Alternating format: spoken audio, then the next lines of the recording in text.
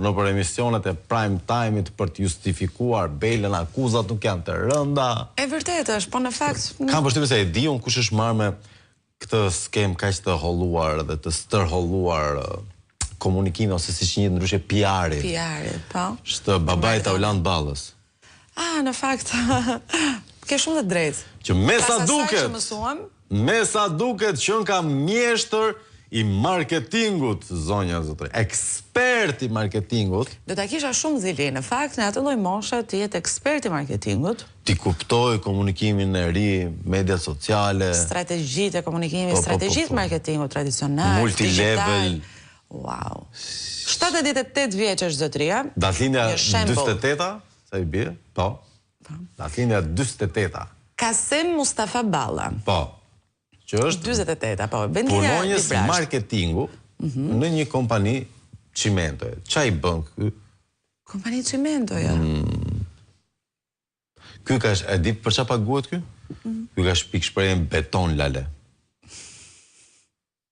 Pa që nga copywriter. Është copywriter, nuk e di. Gjeni, domethënë gjeni. Edhe ky si babi 100.000 lek rrogë mujore. Edhe ky si babi Alçi Bllakos, domethënë. Super roga, po... Kur ka dalë në pension, kjo apo? Që në Kotë Saliu t'i bje. Do thoshin socialistët. Besoj se po. Kjo tregon sa nevoj ka tregu për krah pune të specializuar, për të talentuar, për njerëz që nuk ju hidhet kontributi tyre poshtë.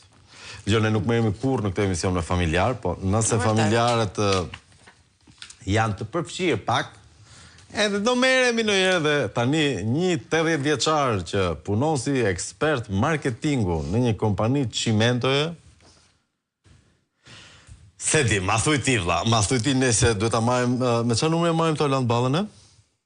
0900. Ai, vazhdon të jetë ai numri vetë kryesor. A u vendos diçka në fakt për deklaratën që bëri zoti Balla? Po! Çfarë vendos? Po, lajmi fundit, zonja dhe zotrin, lajmi fundit. Lajmet e mira. Lajmet e mira japim në mëngjes. Komisioni i Etikës në Kuvend ka vlerësuar se Tauland Balla, duke e konsideruar një zonjë, kolegen e tij kundërshtare politike, një prostitut, nuk ka shkelur asnjë rregull etik, asnjë masë disiplinore ndaj tij. Nuk ka shkelur asnjë rregull. Ky është vendimi i Komisionit të Etikës. Ky është vendimi i Komisionit të Etikës, zonjë dhe më kujtohet, para ca kohësh, kemi pasur një nga këto transat këtu në studio, ke parasysh? Dhe unë në një moment ju adresova si mashkull, se